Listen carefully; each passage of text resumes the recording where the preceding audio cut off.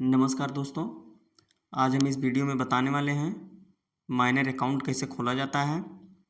आप सभी को माइनर अकाउंट खोलने में जो दिक्कत होती है उसकी समाधान आज मिलेगी। चलिए हम आप सभी को बता रहे हैं कैसे खोला जाता है। सबसे पहले कस्टमर क्रिएशन वाले स्क्रीन में जाना है, उसके बाद कस्टमर क्रिएशन पे क्लिक करना है। हमारे सामने स्क्रीन खुलेगी, इसमें हम मेल फीमेल जो भी है कस्टमर का वो सिलेक्ट कर लेंगे। कस्टमर का नाम लिखेंगे, आधार पे जैसे लिखा हुआ है सेम वैसे ही लिखेंगे। और यदि कस्टमर का सिंगल नाम है तो लास्ट में भी वही नाम फिर से लिख देंगे। और कस्टमर का डेट ऑफ बर्थ डालेंगे जो आधार पर लिखा हुआ है। उसके बाद हमें कस्टमर का मोबाइल नंबर डालना है, इस पर OTP वेरिफिकेशन होगी मैसेज सेंड करके। सभी प्रक्रिया को हम आज बताएंगे इस वीडियो में। यहाँ पर हमें टैक्स रेसिडेंसी स्टेटस सेलेक्ट करना है इंडिया, क्योंकि इंडिया से ही है। और यहाँ पर जो डिटेल फिल किए हैं उसको चेक कर लेना है, उसके बाद हमें सबमिट करना है। फिर मोबाइल नंबर वेरिफिकेशन का स्क्रीन आएगा, इस पर सेंड पे क्लिक करेंगे, फिर ओके करेंगे। अब हमें कस्टमर का मोबाइल देखना है। कस्टमर के मोबाइल में मैसेज गया है, उसको मैसेज को सेंड करके वेरिफिकेशन कंप्लीट करना है। जब वेरिफिकेशन कंप्लीट हो जाएगा तो हमारी स्क्रीन पे प्रोसीड का मैसेज आ जाएगा। हमारे स्क्रीन पे मैसेज भी आ गया कि मोबाइल नंबर वेरिफिकेशन सक्सेसफुल हो गया है। अब इसको हम कैप्चर FP पे क्लिक करेंगे और कस्टमर का फिंगर कैप्चर करवाएंगे।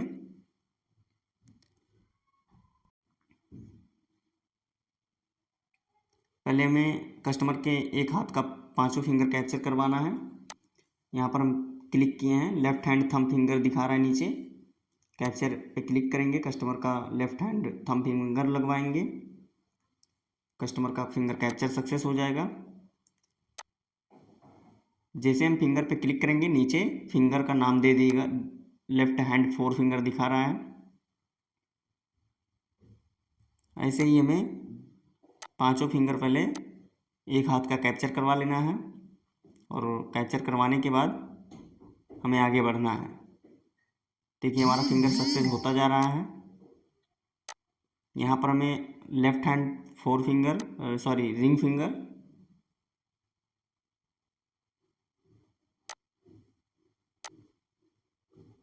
और फिर left hand little finger,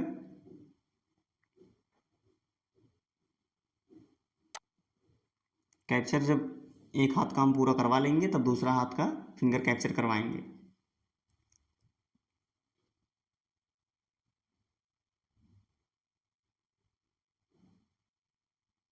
customer का फिंगर नहीं लग रहा था इसलिए टाइम लगा है।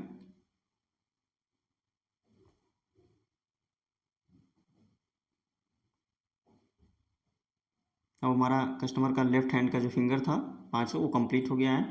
अब हम राइट हैंड का फिंगर कैप्चर करवाएंगे। अंगूठे से शुरू करेंगे और लिटिल फिंगर तक जाएंगे। ऐसे ही आप सभी कैप्चर कर लीजिएगा। और कैप्चर करवाने के बाद कंप्लीट हो जाएगा। जिस भी फिंगर पे आप क्लिक करेंगे उस पे क्लिक करने के बाद नीचे उस फिंगर का नाम देगा।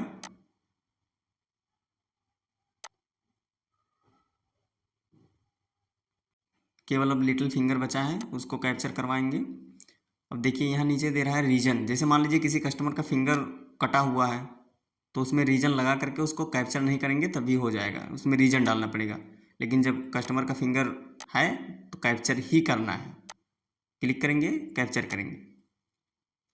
अब हमारा जो है कस्टमर के जो 10 फिंगर थे वो कैप्चर हो गए हैं। अब इसको हमें कंटिन्यू करना है। देखिए सब सक्सेस दिखा रहा है, कंटिन्यू करेंगे, फिर कंप्लीटेड पे क्लिक करेंगे। उसके बाद फिंगरप्रिंट वेयर कैप्चर सक्सेसफुली का मैसेज मिलेगा। अब यहाँ हमें कस्टमर का टाइटल सेलेक्ट करना है। टाइटल जो कस्टमर का है, अगर आप मेल किए रहेंगे तो यहाँ पर MR का ऑप्शन आएगा। और यदि आप मेल नहीं सिलेक्ट किए रहेंगे बाहर, जैसे मेल फीमेल जो खाता खोलते हैं, मेल रहेगा तो मिस्टर का यहाँ दिखेगा। क्योंकि हम फीमेल का खोल रहे हैं तो यहाँ मिस्टर नहीं दिख रहा है, केवल मिस दिख रहा है। हम मिस को सिलेक्ट कर ले रहे हैं और मिस को सिलेक्ट करने के बाद आगे बढ़ेंगे। फिलहाल इसमें आप ऊपर नीचे करके देख भी सकते हैं। मिस सिलेक्ट कर दिए हैं। यहाँ हमें एड्रेस 1 में लिखना क्या है ये ध्यान देना है। जैसे डॉटर ऑफ या सन ऑफ, D लिखेंगे /O लिखेंगे। फिर उसके बाद में हमें उसके पिता का नाम लिखना है जो आधार कार्ड पे है। फिर एक स्पेस देना है, विलेज लिखना है, फिर स्पेस देना है, विलेज का नाम लिख देना है। और कोई टोल ओला है तो वो भी लिख सकते हैं। फिर एड्रेस 2 में आएंगे, यहाँ पर एड्रेस फिल करेंगे पोस्ट तक, पोस्ट ऑफिस तक। उसके बाद हमें जाना है विलेज टाउन तालुका में। यहाँ ध्यान देना है बिना स्पेस के कस्टमर का एड्रेस डालना है, विलेज टाउन तालुका में बिना स्पेस के, विलेज का नाम कितना भी बड़ा हो। फिर हमें डिस्ट्रिक्ट डाल देना है उस कस्टमर का।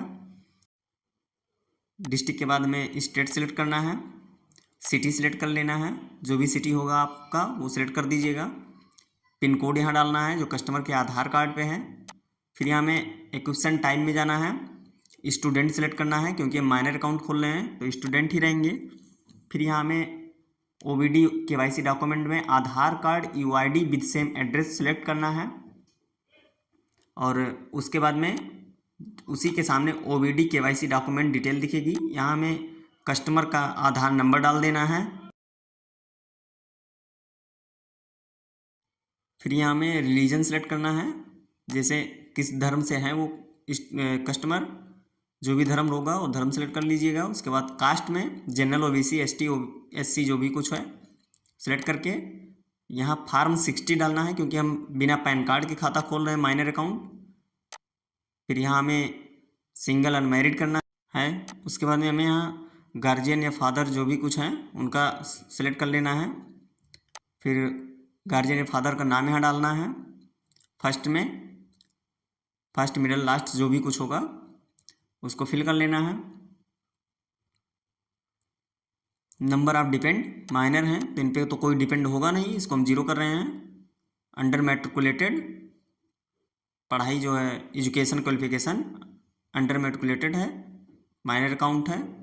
यहाँ आधार नंबर डालना है कस्टमर का जिसका हम अकाउंट ओपन कर रहे हैं। मदर नेम जो ग्राहक के माता का नाम है। फिर यहाँ हम प्लेस ऑफ बर्थ में, प्लेस ऑफ बर्थ का जो है वो डाल देंगे। एनुअल इनकम में आप जो भी डाल सकें, 50,000 1 लाख कोई दिक्कत नहीं है, जो भी इनके परिवार में इनकम होगी उस हिसाब से आप डाल सकते हैं, 1 साल का जो इनकम है।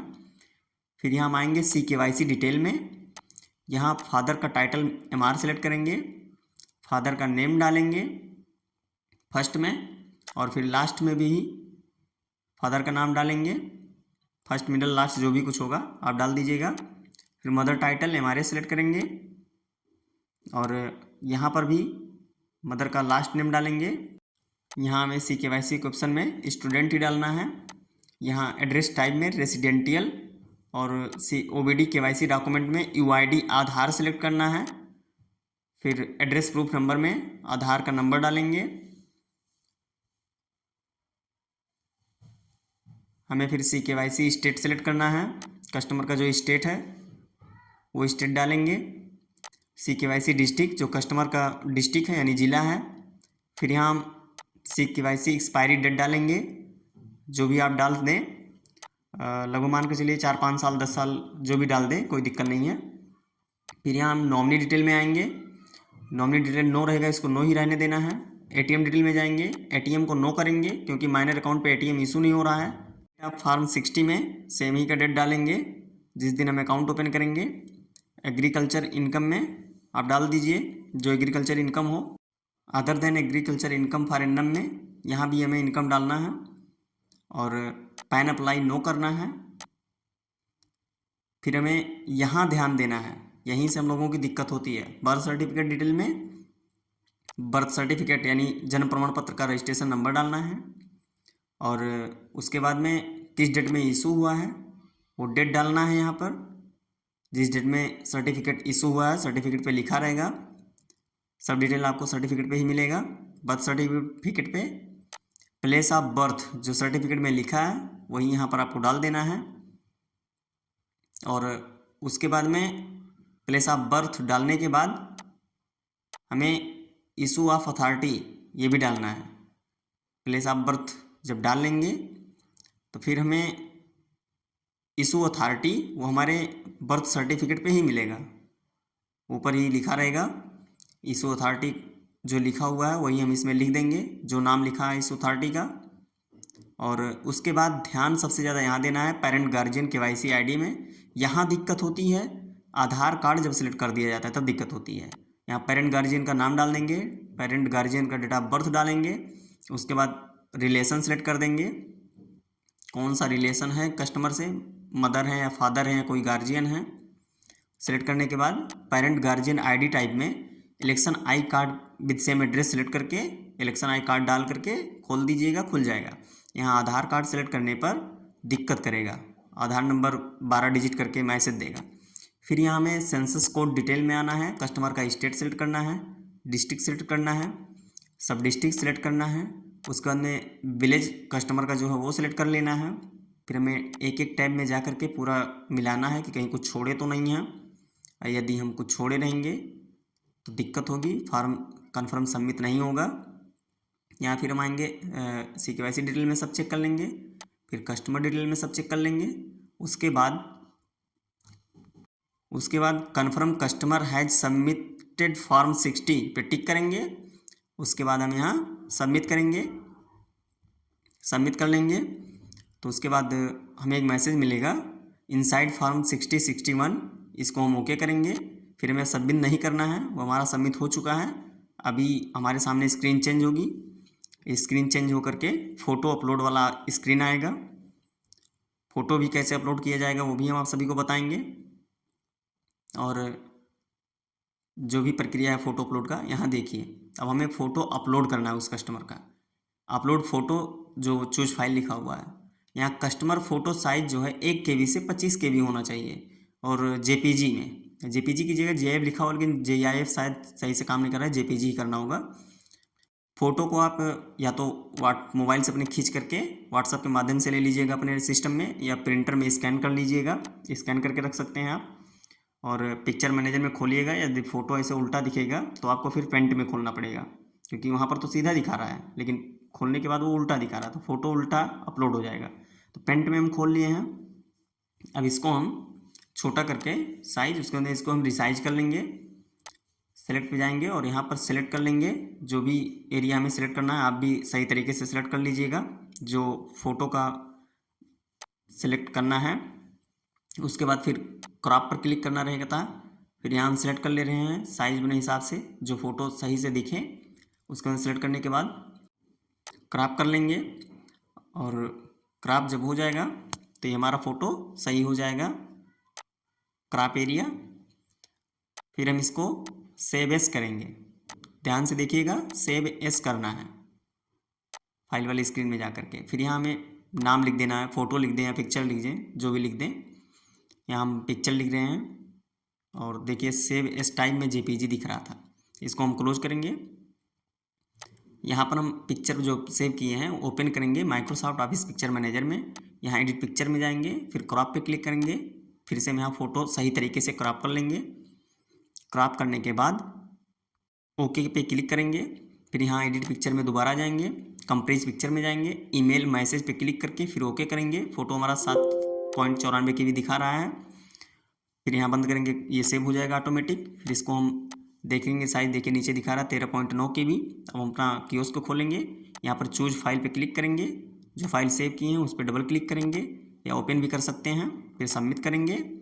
यहाँ अमाउंट डालने का ऑप्शन दे रहा है, यहाँ आप यहाँ पर आप 0 से 20,000 तक डिपॉजिट कर सकते हैं। फिलहाल हम 1 रुपया जमा करके खोलेंगे। यहाँ हम 1 रुपया डाल रहे हैं, कंटिन्यू करेंगे। फिर यहाँ 1 रुपया डोनेशन में डालेंगे, फिर कन्फर्म करेंगे, अकाउंट हमारा खुल गया। अब यहाँ मान लीजिए देखिए स्क्रीन पे रेफरेंस नंबर नहीं दिख रहा है, तो ये कैसे मिलेगा? अब ये आपको देखने के लिए ध्यान देना है, ऐसा एरर है, कोई घबराने की बात नहीं है। यहाँ कस्टमर क्रिएशन में हमें जाना है, और कस्टमर क्रिएशन इंक्वायरी में जाना है। जिस दिन आप अकाउंट खोले रहेंगे उसी डेट को सिलेक्ट कर लेना है, और डेट सेलेक्ट करने के बाद क्वेरी कर लेना है। उस कस्टमर का डिटेल यहाँ शो कर देगा, रेफरेंस नंबर मिल जाएगा। आप अकाउंट ओपनिंग फार्म प्रिंट कर सकते हैं। और यदि आपको वीडियो पसंद आया हो तो हमारे चैनल को सब्सक्राइब जरूर करें। बहुत बहुत धन्यवाद।